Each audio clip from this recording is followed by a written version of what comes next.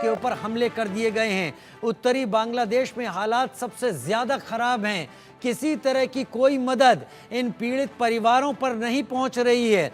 धार्मिक स्थलों को खुलेआम ये कट्टरपंथ वाली भीड़ तोड़ रही है, लोगों की हत्या कर रही है, लूटपाट कर रही है। जब इन्होंने अपने ही देश की पूर्व प्रधानमंत्री के घर से उनके अंतः वस्त्र तक चुरा लिए और उनका सार्वजनिक प्रदर्शन किया, तो इस भीड़ की मानसिकता आप अच्छी तरीके से समझ सकते हैं। ये केवल हालात बिगाड़ने के लिए, लूटपाट करने के लिए कट्टरपंथी भीड़ है जो कि कमजोर या अल्पसंख्यक पर पूरी तरीके से अत्याचार करने के मूड में है।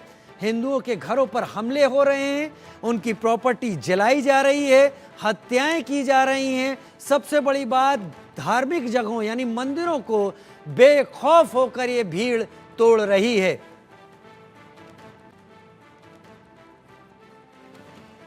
आरक्षण को लेकर हालात जो खराब हुए वह धार्मिक हमलों पर आकर रुके हैं।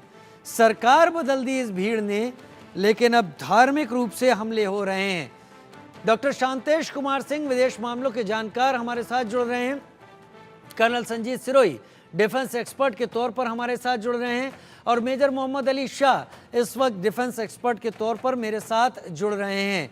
कर्नल संजीत सिरोही, सबसे पहले मैं आपका रुख कर लेता हूं। इस वक्त पश्चिम बंगाल का बॉर्डर, असम का बॉर्डर हो, मेघालय, त्रिपुरा, मिजोरम, ये सारे जितना भी नॉर्थ ईस्टर्न स्टेट हो, ये सारा बॉर्डर बांग्लादेश से कहीं ना कहीं प्रभावित होता है। बांग्लादेश इस वक्त वोलेटाइल सिचुएशन में है और आज से नहीं है, बांग्लादेश की हिस्ट्री रही है।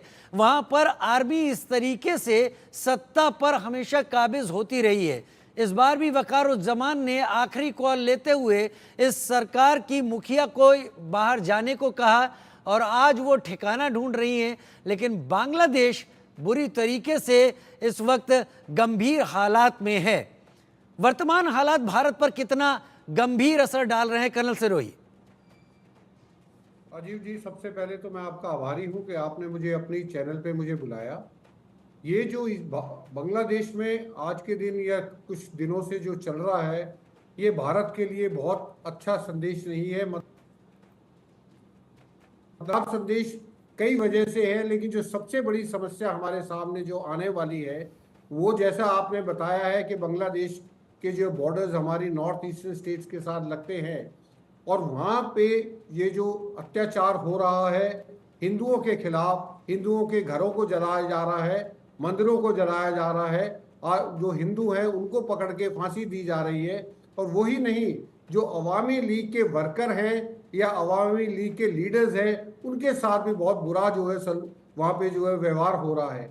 तो ये सब चीज़ें जो हैं, ये सबसे बड़ी समस्या है। बाकी वहाँ पे इंटरनली क्या होगा वो बांग्लादेश की फिलहाल प्रॉब्लम है, वो हमारी प्रॉब्लम अभी नहीं है। वो हमारी प्रॉब्लम होगी तो बाद में देखेंगे। लेकिन जो इमीडिएट प्रॉब्लम ये है कि अगर ये जो 1,31,00,000 जो हिंदू हैं और उनके साथ अगर अवामी लीग वालों को भी लगा लो, तो ये जो इतने 1.5 करोड़ के करीब लोग जो हैं, अगर इन्होंने ये डिसाइड कर लिया कि हम जो यहाँ पे बहुत परेशान हो चुके हैं, और 1971 का जो एग्जाम्पल हमारे ज़्यादा पुराना नहीं है, 50 साल पुराना एग्जाम्पल है, जब जो है लाखों रेफ्यूजीज बांग्लादेश से यहाँ, तब भी यही हुआ था।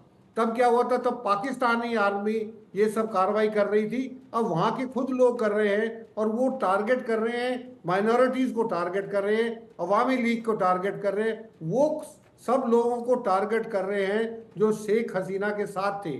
तो जब इतनी बड़ी प्रॉब्लम हमारे सामने आएगी, तो अब ये भारत सरकार के लिए सोचना बहुत ज़रूरी है कि क्या उनको आने नहीं देंगे, क्या अगर आने देंगे तो उनकी क्या समस्या होगी, क्योंकि ये इतना आसान नहीं है। और सबसे ज़्यादा जो बांग्लादेश के अंदर ये जो तख्ता पलटा गया है और जिस तरीके से वहाँ पे लूट मार मची हुई है, लोगों को मारा जा रहा है, ये बाकी किसी पे असर नहीं पड़ेगा, ये सबसे ज़्यादा असर भारत पे पड़ेगा। और उसके लिए हमारी सरकार को, हमारे सिक्योरिटी फोर्सेस को बिल्कुल अलर्ट रहना पड़ेगा और ये देखना पड़ेगा ह्यूमैनिटेरियन ग्राउंड के ऊपर कि ये लोग अगर डिसाइड करते हैं भारत में आने का, तो हम इनको आने देंगे कि नहीं आने देंगे। हम इनको आने देंगे कि नहीं आने? जी, आने देंगे या नहीं आने देंगे ये भी एक पहलू है, लेकिन ये फैसला लेते लेते जब समय आएगा उससे पहले जो हालात होंगे वो कितना इम्पैक्ट डालेंगे। मेजर शाह, बांग्लादेश आर्मी, बांग्लादेश की कंडीशन, बांग्लादेश का जो टेरेन है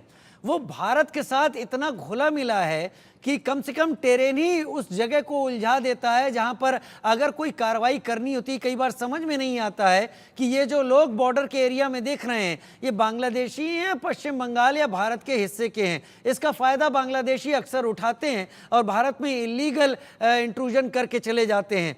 मैं आपसे जो कुछ हालात हैं और उसमें जो कुछ कदम उठाए जा रहे हैं उस पर आपसे जानना चाहूँगा, क्या बांग्लादेश की आर्मी, जिसको सत्ता का स्वाद पहले से लगा हुआ है बांग्लादेश में, क्या बैकडोर से वो बांग्लादेश की सत्ता को अपने हाथ में रखना चाहेगी, लंबे वक्त तक रखने की कोशिश करेगी, ये बताते हुए कि हालात बहुत ज़्यादा खराब हो गए हैं?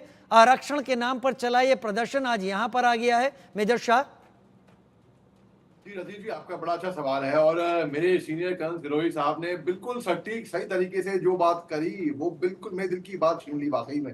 और पहली बात तो वहाँ पे माइनॉरिटीज का ख्याल रखा जाए बिल्कुल, और हिंदुस्तान एक पड़ोसी मुल्क है, उनको वेलकम करना चाहिए, इनको यहाँ पे शरण देनी चाहिए।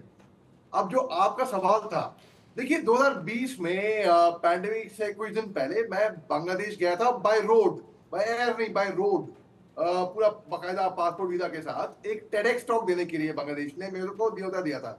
अब मैंने देखा वहां पर जो बीएसएफ थी हमारी, वो बॉर्डर पे सटीक तरीके से, बड़े अच्छे तरीके से अलर्ट थी, बहुत अच्छा काम कर रही थी वो।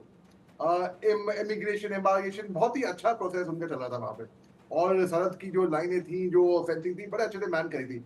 बीएसएफ को हाई अलर्ट पे रखा गया है, फोर्सेस बढ़ा दी गई हैं, उनको बोला गया है कि भाई अब जाहिर सी बात है, जब मिलिट्री जनता, जब मिलिट्री कू वहां पर होएगा तो लोग वहां से भागने की कोशिश करेंगे अपने आप को, मिलिट्री जान बचाने के लिए, क्योंकि जान सबको प्यारी है, और जाहिर सी बात है पड़ोसी मुल्क में आएंगे वो। तो हमारी बीएसएफ, मुझे यकीन है कि अच्छा काम करेगी वो इंट्रूजन रोकने का। और कुछ लोग आते हैं बिल्कुल, और जैसे कि आपने बताया कुछ लोग अंदर आते हैं लीगल तरीके से और फिर चले जाते हैं, कुछ लोग आके तो बस भी जाते हैं, ऐसे भी हो रहा है। तो ठीक है, अब देखिए मैं बात ऐसी है कि बांग्लादेश कोई मिलिट्री कू के लिए कोई नया नहीं है, इसमें 28 मिलिट्री कू हो चुकी हैं। 71 में हमने ईस्ट पाकिस्तान को बांग्लादेश में बनाया था, लिबरेट किया था, लिबरेशन ऑफ बांग्लादेश। उस टाइम पे शेख मुजीबुर रहमान पहले प्रधानमंत्री थे। 1975 में इनका पहला मिलिट्री कू हुआ था और 15 अगस्त को इनको असैसिनेट कर दिया गया था। इनकी धर्मपत्नी और 3 बेटे थे इनके साथ, उनको पूरा इनको बिल्कुल इनको एक मजाकर एक तरीके से कर दिया गया था। बांग्लादेश में तब से लेके अब तक 28 मिलिट्री कू, आप सोच सकते हैं कि कितना। लास्ट अभी परसों से पहले लास्ट मिलिट्री कू वहां पे हुआ था 2007 में, 2007 से 2008 तक चला, और 2009 में शेख हसीना सत्ता में आई वहां पे। तो देखिए एक ऐसा इतिहास जहां पे मिलिट्री कू हो रहा है, बल्कि शेख हसीना ने बेगम जिया को भी हराया था इलेक्शन में। 1991 में वहां पर फर्स्ट डेमोक्रेटिक इलेक्शन हुए थे, फ्री फॉर ऑल, मतलब फेयर इलेक्शन सबके लिए कि भाई आ जाओ वोट करो। तो पहले से पहले वो डेमोक्रेसी थी नहीं बांग्लादेश के अंदर। अब यहाँ पर जो हुआ है बांग्लादेश के अंदर, ये बांग्लादेश के लिए बहुत खराब है।